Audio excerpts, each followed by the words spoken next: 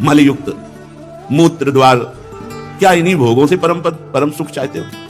देखो महापुरुष जन लोक लज्जा के ऊपर उठे हुए हैं, वो इसलिए खुली बात समझा रहे हैं। क्या है स्त्री पुरुष के शरीरों में? क्या है? धर्मयुक्त काम मैं हूं।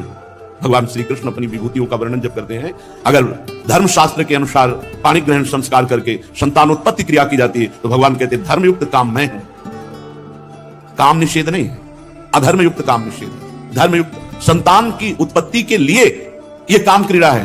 अगर तुम्हारी रुचि गृहस्थाश्रम में नहीं, तो आप भले घर में रहो, लेकिन ब्रह्मचर्य से रहते हुए, भगवान का चिंतन करते हुए, समाज सेवा करते हुए भगवान को प्राप्त हो।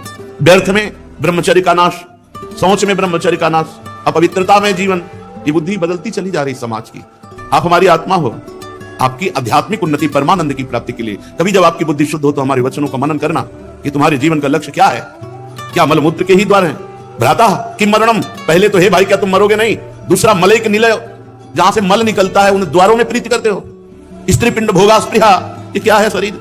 चाहे स्त्री का हो चाहे पुरुष का हो, इसी राग से तो तुम्हारी दुर्गति हुई है।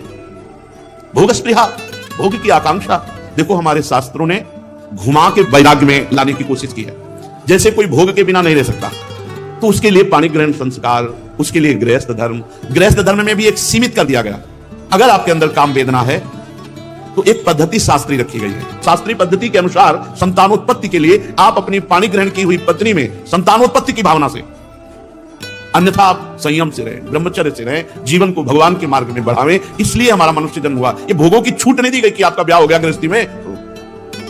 देखो अगर आप संयम से चलेंगे तो भगवान भी प्राप्त हो जाएंगे और भोगों का भी धर्मपूर्वक भोग भोगते हुए आप निकल जाएंगे। ब्याह हो जाना कोई तुम्हारे लिए लाइसेंस नहीं मिल गया कि आप मनमानी में विचार करो। ये अंबिका अंबालिका के पति विचित्रवीर है, क्या नाम था? विचित्रवीर महाराज इसी भ्रम में हो गए थे। हमारा तो सौभाग्य हो गया, भीष्म पितामह जी अपहरण करके 3 राजकुमारियों को लाए थे। अंबा जी ने तो स्वीकार ही नहीं किया विचित्रवीर को। विचित्रवीर इतने आसक्त हो गए इन दोनों राजकुमारियों में कि कुछ ही दिन में उनको रोग हो गया, राजक्षमा, और शरीर पूरा हो गया।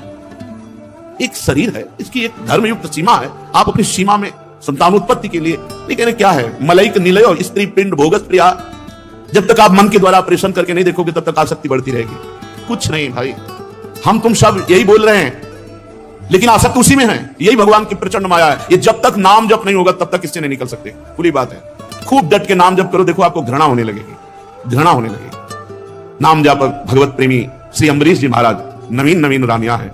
1 मिनट फुर्सत नहीं ठाकुर जी की सेवा से। भगवान का सुदर्शन चक्र उनकी रक्षा में है और चक्रवर्ती सम्राट राज्यपद भी संभाल रहे हैं। एक भी स्त्रिया भोग की नहीं है। ऐसे महापुरुष की दुर्वासा जैसे त्यागी महापुरुष भी उनके सामने नतमस्तक हो गए, चरणों में गिर गए और कहा मैं आज देखा भगवान के भक्त की कैसी अपार महिमा है।